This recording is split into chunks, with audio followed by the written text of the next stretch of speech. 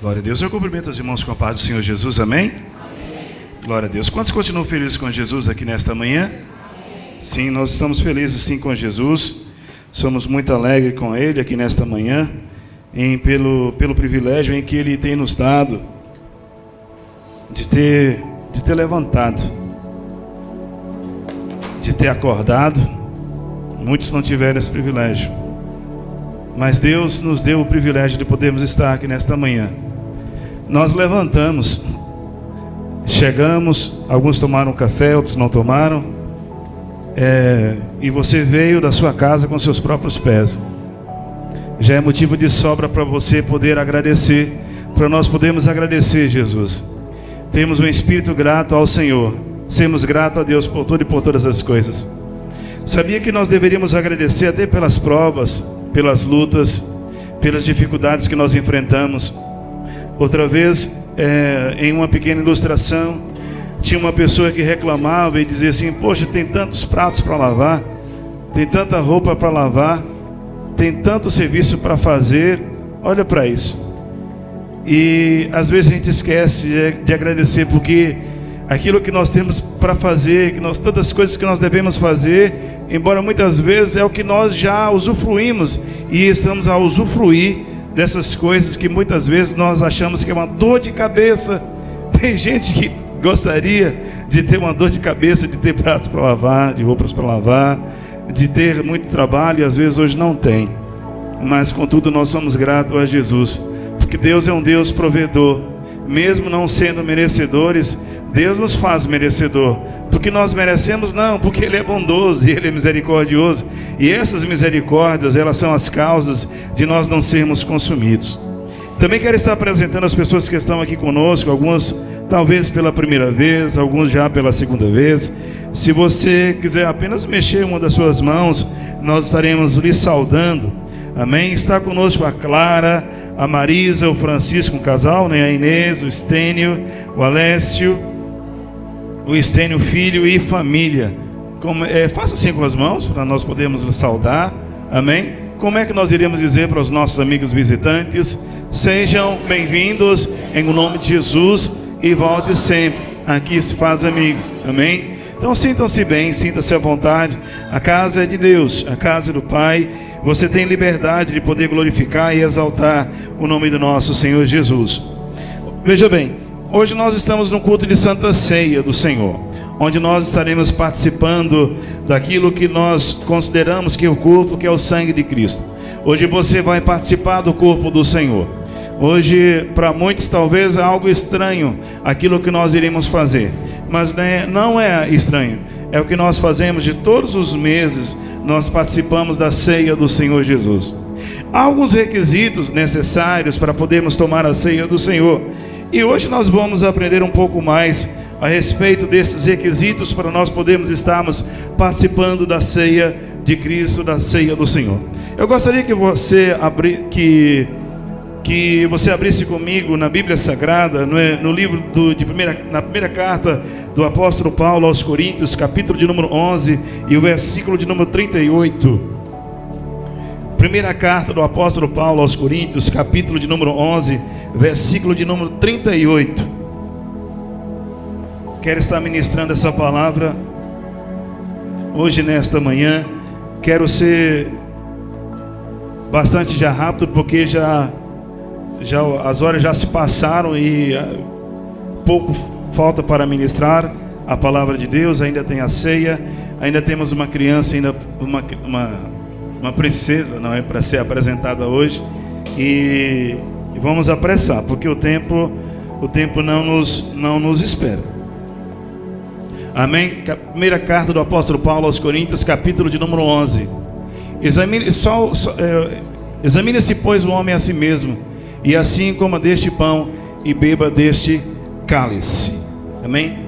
Só até aí. Examine-se, pois, o homem a si mesmo, e assim coma deste pão e beba-se desse cálice.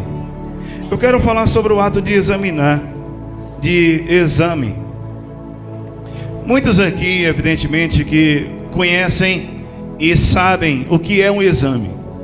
Não é um exame de carta de condução, como se diz aqui em Portugal. Não é um exame em que você vai no médico, o médico lá te olha, te observa, te escuta ou ausculta com o auscultador e olha e observa você por inteiro.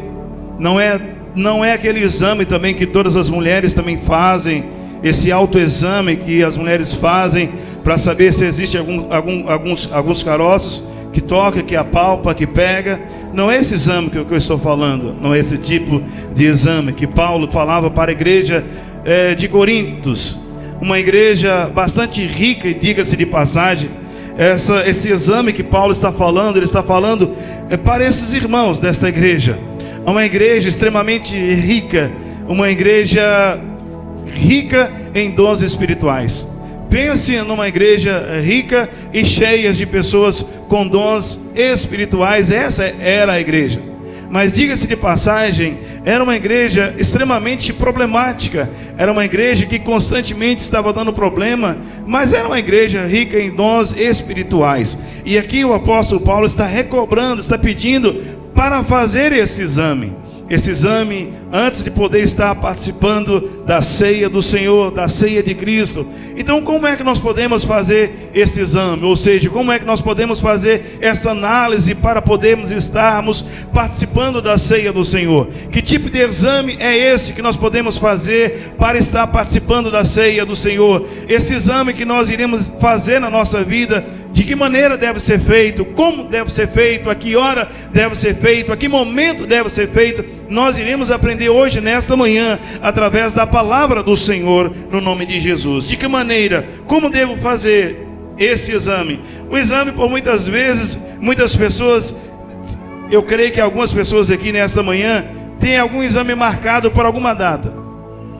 Infelizmente, hoje, devido à pandemia que nós passamos e ainda estamos a passar, teve muitos exames que foram remarcados ou marcados para datas longínquas.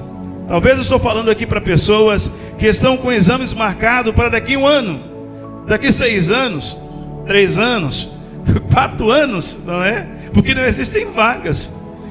Alguns pensam que pode até ser brincadeira, mas eu fiz outro dia um exame, marquei, e a médica me marcou daqui para 8 meses. E eu falei assim, nossa, se eu tivesse que morrer para fazer esse exame, eu morreria. E às vezes até parece uma coisa engraçada. Outro dia marcaram um exame para uma pessoa no hospital, e a pessoa faleceu, e chegou uma carta a dizer para você, olha, o seu dia do exame será dia tal, e a pessoa já havia morrido. Infelizmente, não é só aqui, mas em todos os países você vai ver uma falta de médico. Não existe, os médicos não existem nos hospitais, a não ser em clínicas particulares, mas nos hospitais públicos, os médicos estão deixando de frequentar esses lugares, infelizmente. Então é por isso que muitos exames estão sendo marcados para muitos anos à frente, muitos meses à frente.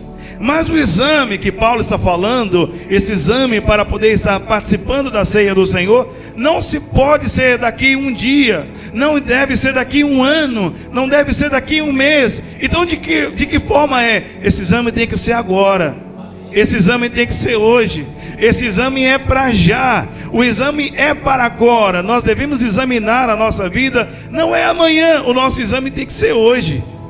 Se nós formos notar e ver lá no Evangelho de Lucas, no capítulo de número 15, nós vamos ver a história de uma mulher que ela tinha 10 dracmas, e num dia ela perdeu 1 dracma. O que ela fez? Ela ficou simplesmente de braços cruzados? Não, ela se preocupou. No mesmo dia ela foi procurar.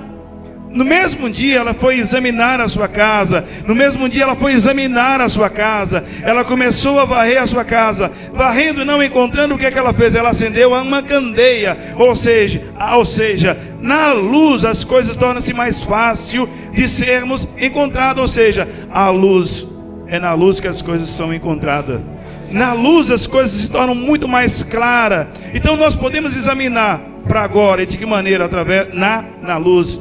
Na luz as coisas se veem muito melhor. Na luz tudo vem à tona. Tudo que está escuro, tudo que está obscuro, tudo que está escondido, na luz se aparece. Nota-se melhor, vê-se melhor. Qualquer mancha na luz, na clareza, você vê, você enxerga.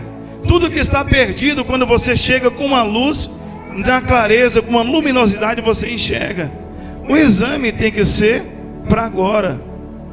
Nós devemos examinar a nossa vida hoje. Às vezes nós deixamos igual, e nós fazemos às vezes igual aqueles regimes que a gente marca, né? Poxa, o regime será segunda-feira, eu vou fazer uma dieta segunda-feira. E às vezes nós consideramos esse exame da nossa vida igual uma dieta.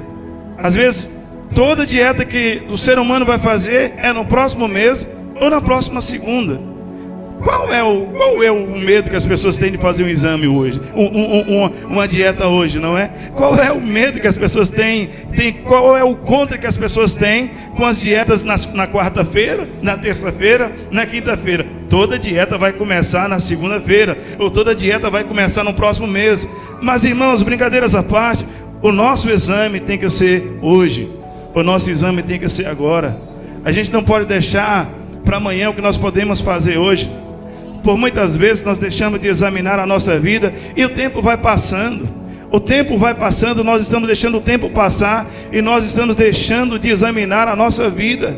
E é necessário, é tão sério isso que eu estou falando para a igreja nesta manhã. Essa preocupação desse autoexame para a nossa vida não é simplesmente só no ato de podermos estarmos ceando hoje pela manhã. Esse ato de examinar a nossa vida tem que ser uma constância, tem que ser uma coisa direta e constante na nossa vida. Nós não podemos deixar para amanhã, porque muitas vezes dentro do nosso coração irá brotar coisas, irá nascer coisas. Se nós não tivermos constantemente examinando a nossa vida, provavelmente o nosso coração irá encher de coisas que não irão nos fazer bem, e tão pouco irão fazer bem ao nosso próprio Deus, e tão pouco irão fazer bem a nossa vida espiritual. Então eu convido a você hoje nesta manhã, examine a si mesmo hoje. Tem que ser agora.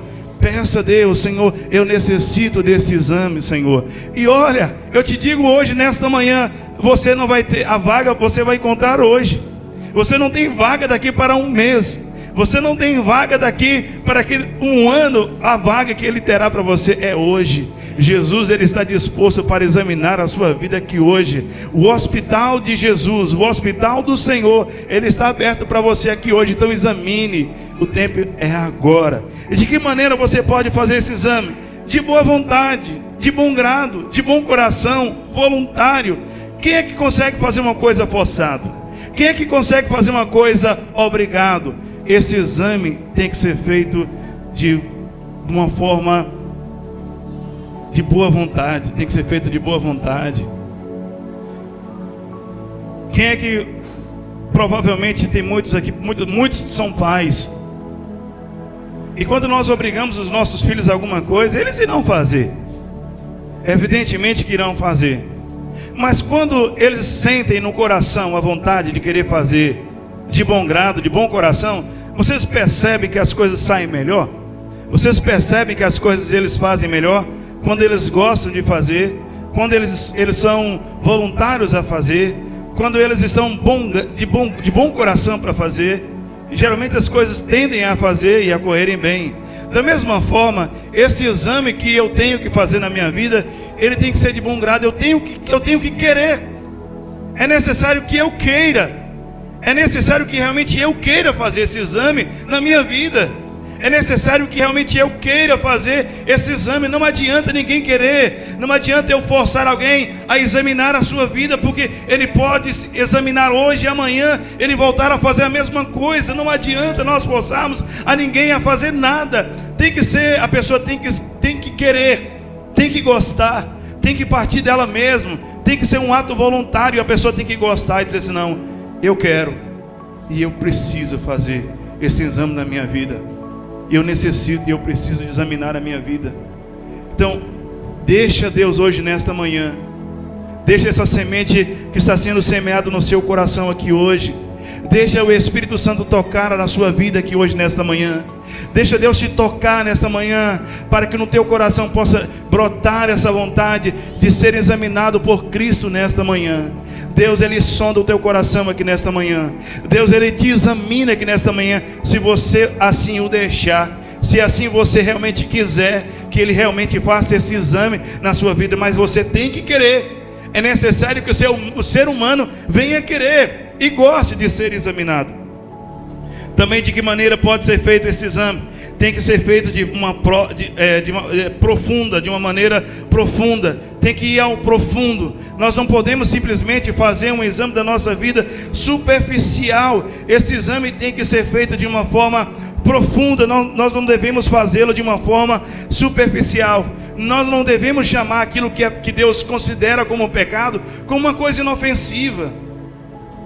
Nós não podemos comparar ou dizer no nosso coração, simplesmente dessa maneira ou dessa forma, hoje, isso não tem nada a ver, isso não há problema, não, isso é inofensivo, isso não me faz mal. O exame tem que ser de uma forma profunda, tem que ser de uma forma profunda. E de que maneira deve ser essa profundidade? Na sua alma, no teu espírito. No livro de Malaquias, a palavra do Senhor nos fala no capítulo de número 3, verso de número 7. Deus fala assim: desde o tempo dos vossos pais, vós desviastes dos meus estatutos e dos meus mandamentos, mas tornai a mim e eu tornarei para vós. Aí vós me perguntais: de que maneira nós devemos nos tornar? Como nós devemos nos tornar? Ou seja, dessa forma, e fazendo essa pergunta, muitos acham que Deus não sabe, que Deus não é conhecedor da nossa vida. Deus não sabe, que Deus não conhece. Às vezes perguntas e questionamentos nós fazemos ao Senhor, indagando a Deus, achando que Deus não sabe, que Deus não conhece aquilo que nós somos, mas Deus, Ele sabe. Deus nos conhece por inteiro. Deus te conhece, Deus sabe, Deus conhece, Deus te conhece por inteiro. Então, da mesma forma, esse exame que nós devemos fazer tem que ser de uma forma profunda. É profundo o que nós devemos fazer. Temos que fazê-lo de uma forma tão profunda no nosso coração, que a gente não venha, tempos mais tarde, venha se arrepender. Nós não devemos ter piedade desse exame. Por muitas vezes nós temos piedade, temos dó de nós mesmos. Não, mas esse exame que nós devemos fazer tem que ser de uma forma profunda. Por mais que nos doe, por mais que nos custe, nós devemos examinar a nossa vida. Devemos fazer uma autoanálise da nossa vida. Porque do contrário, nós iremos passar uma vida toda a sofrer, a pecar e a errar e a falhar, se nunca nós nos pararmos para poder fazer um exame da nossa vida. Às vezes nós observamos tantas coisas, às vezes nós olhamos para tantas coisas. Nós olhamos um carro, nós olhamos uma casa, nós examinamos, na verdade, nós examinamos nosso carro, fazemos análise do nosso carro constantemente, fazemos uma análise de uma casa, fazemos uma autoanálise de uma pessoa. E hoje, diga-se de passagem, o que não falta é pessoas para analisar a vida de outras pessoas. Infelizmente, você vai ver, e o que não vai faltar é pessoa para analisar a vida de outras pessoas. Você vai ver nos meios de comunicação social tantas pessoas que estão sendo vítimas, quantas pessoas que estão recebendo pedradas, quantas pessoas que estão sendo acusadas de formas ilícitas, e às vezes não cometeu, mas as pessoas hoje estão lhe acusando. As pessoas estão analisando a sua vida. Hoje é muito mais fácil nós analisar a vida de um presidente, de um prefeito, de um vereador. É muito mais fácil nós analisarmos a vida de um pastor, de um presbítero, de um diácono. É muito mais fácil nós analisarmos a vida de uma irmã, de um irmão. É muito mais fácil nós analisarmos a vida do nosso patrão. Mas é muito difícil nós fazermos uma autoanálise da nossa vida, porque é muito mais fácil nós vermos o que está por fora do que aquilo que está dentro de nós nos matando. E o Senhor nos convida nesta manhã: faça uma autoanálise da sua vida de uma forma profunda. Nesse ato de examinar, seja profundo.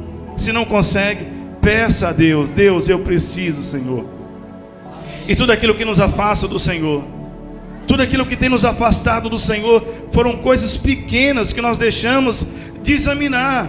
Tudo hoje que está afastando o ser humano da presença de Deus foram coisas pequenas, coisas inúteis, coisas fúteis, que deixamos, que nós não observamos, que nós não enxergamos e não vimos. E hoje essas coisas estão nos impedindo de podermos ter um encontro, de termos uma intimidade com o Senhor. No livro de Reis, 2 Reis, Aliás, no livro de Ageu, no profeta Ageu, coloca para mim, Ana, fazendo um favor, Ageu capítulo 1, verso de número 2. Ageu capítulo 1, verso de número 2. Vocês vão ver coisas pequenas. Ageu 2. Assim fala o Senhor dos Exércitos, dizendo: este povo diz, não veio ainda o tempo em que a casa do Senhor deve ser edificada. 3. Veio, pois, a palavra do Senhor por intermédio do profeta Ageu, dizendo: porventura é para vós tempo de habitar nas vossas casas forradas, enquanto essa casa fica deserta? Ora, pois, assim diz o Senhor dos Exércitos: considerai os vossos caminhos, semeais muitos e recolheis pouco, comeis, porém não vos fartais, bebeis, porém não vos saciais, vestivos, porém ninguém se aquece, e o que recebe salário recebe num saco furado.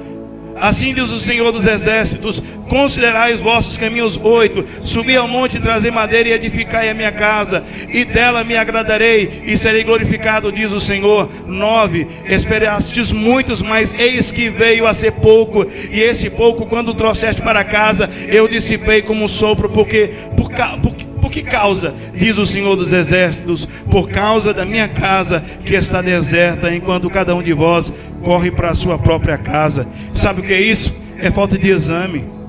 É falta de um exame profundo.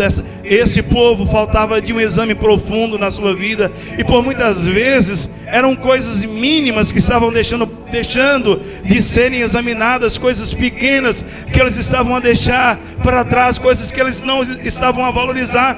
Mas Deus estava recobrando a eles uma atenção. E de que forma essa atenção deveria ser dada? No exame da sua vida. Examinar a sua vida. Por muitas vezes você vai ver a casa do Senhor deserta. E eu não falo daqui, eu falo isso de uma forma em geral. Muitos lugares vazios, totalmente vazios, porque o ser humano está correndo hoje para o seu bel prazer. O ser humano hoje está correndo para as suas próprias conquistas. E diga-se de passagem, não é errado você querer conquistar, você querer ser um vencedor. Não é errado você pedir a Deus uma bênção de uma casa, uma bênção de um bom salário, de um bom emprego, uma bênção de uma boa família. Não é errado de maneira alguma. Mas isso, de uma certa forma, que isso não venha lhe atrapalhar de ter um encontro com Deus, de ser íntimo de Deus, que isso venha roubar aquilo que é do Senhor. E como é que nós podemos perceber isso? É nos examinando. Examinando a nossa própria vida. E hoje o Senhor te trouxe aqui nesta manhã para que você faça um exame profundo da sua vida. Como tem sido a sua entrega ao Senhor? Como tem sido a sua entrega a Deus? Irmãos, olha, aqui hoje nesta manhã, essa igreja ela é composta por irmãos de vários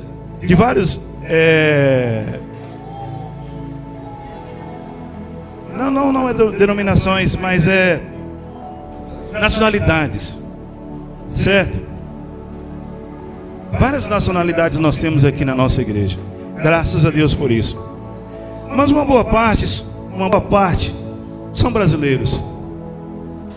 Você já reparou que quando você saiu da sua terra, lá daquele país, lá da América do Sul, você orou? Orou. Não teve uma promessa de Deus sobre a sua vida? Você não prometeu a Deus que você, quando chegasse aqui, você faria diferença? Que você seria útil aqui neste lugar? Fez, eu fiz. Você não caiu aqui de paraquedas. Você não está aqui implantado neste lugar de paraquedas, porque nada no mundo espiritual acontece por acaso. Nada no mundo espiritual acontece por acaso. Deus te trouxe a essa nação e a este país com um propósito. E você está aqui debaixo de um propósito de Deus. Mas acontece com isso, infelizmente, o retrato de muitos que saíram de lá é o retrato do que se vê hoje.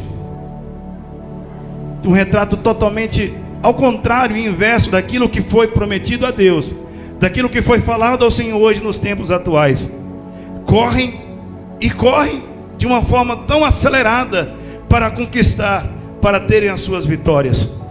A palavra de Deus no livro do profeta Ezequiel, no capítulo de número 37, se eu não me falha a memória, o rei Ezequias, ele adoece. Ele adoeceu de uma terrível enfermidade. E o profeta Isaías chega na casa dele e diz assim: olha, arruma a tua casa porque você vai morrer. Ele chega e o profeta Isaías sai da sua casa. E antes que ele saísse totalmente do terraço da sua casa, aí Deus fala com Isaías: olha, vai, fala para ele, fala para o rei Ezequias que eu vou lhe acrescentar mais alguns anos de vida. Mas antes disso, Ezequias, ele ora a Deus e fala com o Senhor: Senhor, ser servido de lembrar daquilo que eu fui diante de ti, fazendo aquilo que era correto, que era certo. Deus olha, Deus observa, Deus ouve e escuta aquela oração. Aí Isaías chega e fala com ele: ó Deus, manda te dizer que ele vai te acrescentar mais 15 anos de sua vida. O que você faria com mais 15 anos da sua vida? O que é que nós faríamos com mais 15 anos? Se você soubesse que você hoje tivesse 15 anos da sua vida, o que é que você faria? Você voltaria totalmente a sua vida para o Senhor? Ou você faria igual o rei Ezequias fez? Ezequias fez totalmente ao contrário. Ele foi um dos reis que mais fez para Deus. Mas nos seus últimos anos da sua vida, nos 15 anos que lhe restara, o que é que ele fez?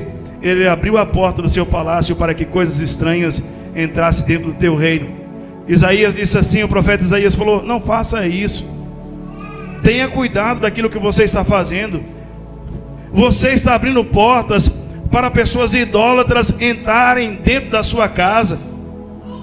Tome cuidado com aquilo que você está fazendo. Tome cuidado, tome o máximo de cuidado com aquilo que você está fazendo. Não abre a porta da sua casa, porque o rei da Babilônia entrou mandou mensageiros para a casa do rei Ezequias para lhe visitar e para levar prendas para ele, e ele abre as portas. E Isaías estava dizendo, o profeta Isaías estava dizendo: olha, não abra, não faça isso, tenha cuidado, tenha atenção. O mal virá sobre você, sobre a sua casa e sobre a sua família. O mal virá sobre a sua casa e sobre a sua família, sobre os teus filhos, sobre os seus descendentes virão, o mal entrará sobre eles. Ele disse assim: olha, mas esse mal vai vir no meu tempo. Olha para você a mentalidade de Ezequias: o mal vai vir sobre o seu tempo. E Isaías disse assim: não. Então não tinha por que preocupar. Mas Isaías estava esquecendo de preocupar com a sua geração, com os seus descendentes. Por que eu estou falando isso? Porque você que veio hoje e que corre para o seu belo prazer, para as suas riquezas, e você abre a porta da sua casa para tantas coisas, está esquecendo de abrir a porta da casa para o Senhor. Mas não se esqueça da sua descendência. Não esqueça que você tem pessoas que almejam, que olham para você. Não esqueça que existem pessoas que dependem de você.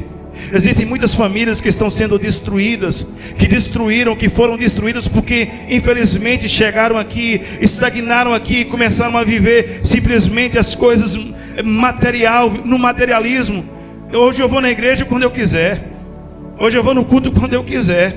Eu só vou no culto, vou fazer o que lá? Eu não tenho obrigação nenhuma. Mas o mesmo Deus que falou com você lá, aonde quer que você estava, é o mesmo Deus que está aqui nesta manhã. E a obrigação é a mesma, embora que talvez você não seja assalariado, embora talvez você não receba e ninguém recebe, diga-se de passagem. Mas o compromisso com as coisas de Deus é eterno para as nossas vidas. O compromisso para as coisas com Deus, de Deus, elas permanecem porque o reino é o mesmo. O Senhor é o mesmo.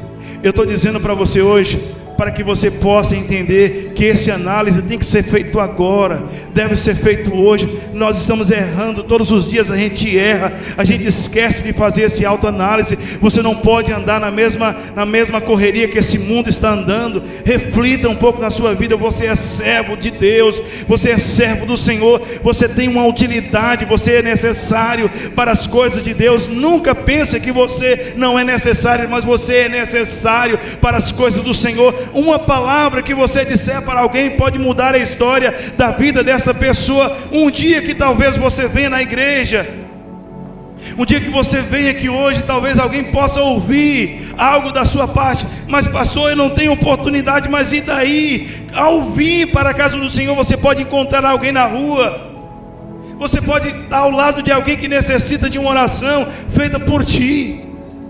Então o Senhor te convida hoje aí, faça essa análise da sua vida de uma forma profunda. Faça essa análise da sua vida de uma forma profunda. Pense no seu amanhã, pense no seu futuro.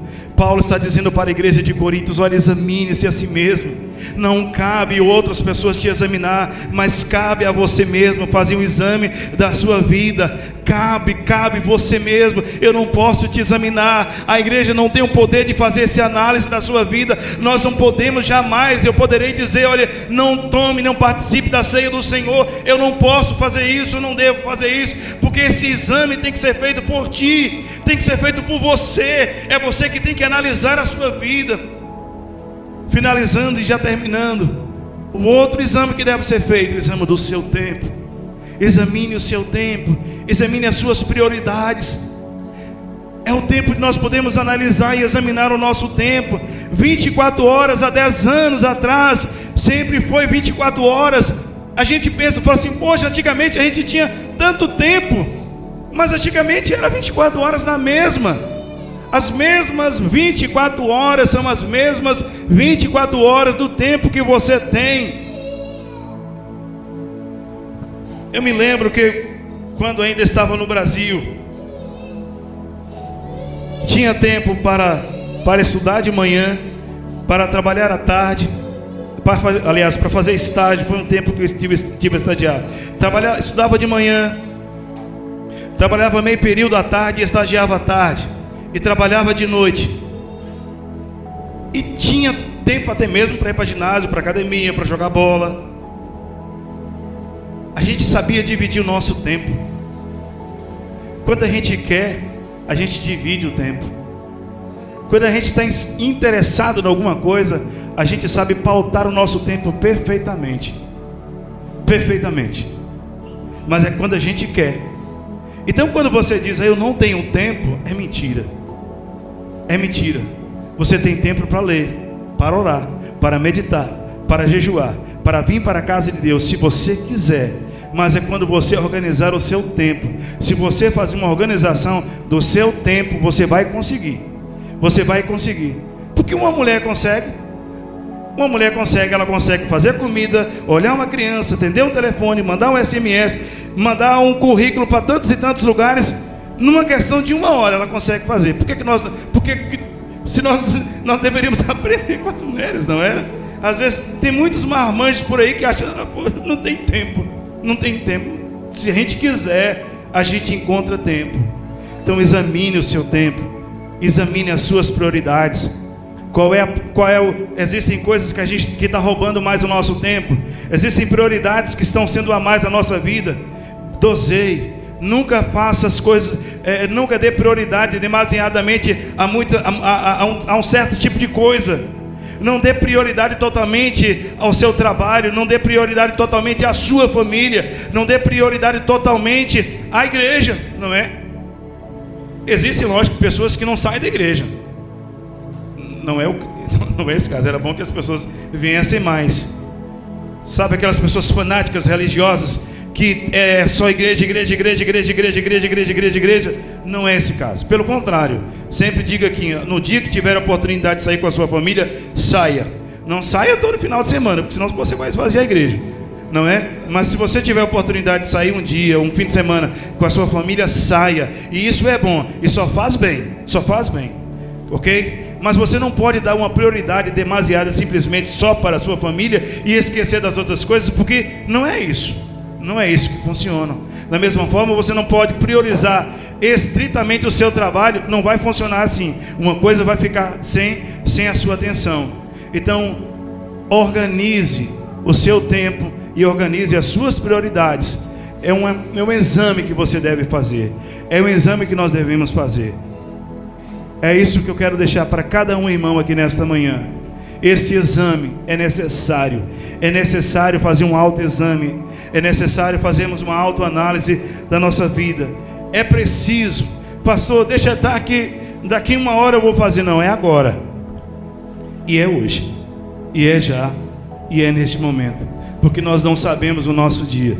Nós não sabemos o nosso futuro. Nós não sabemos daquilo que nos reserva amanhã. E tem que ser agora. E tem que ser já. Salmo de número 139. Para finalizar, versículo de número 23. Salmos de número 139, versículo de número 23. Sonda-me, Senhor. Sonda-me, Senhor. Sonda-me, Deus. Peça a Deus nesta manhã que sonde o teu coração, que sonde o teu interior, aqui nesta manhã.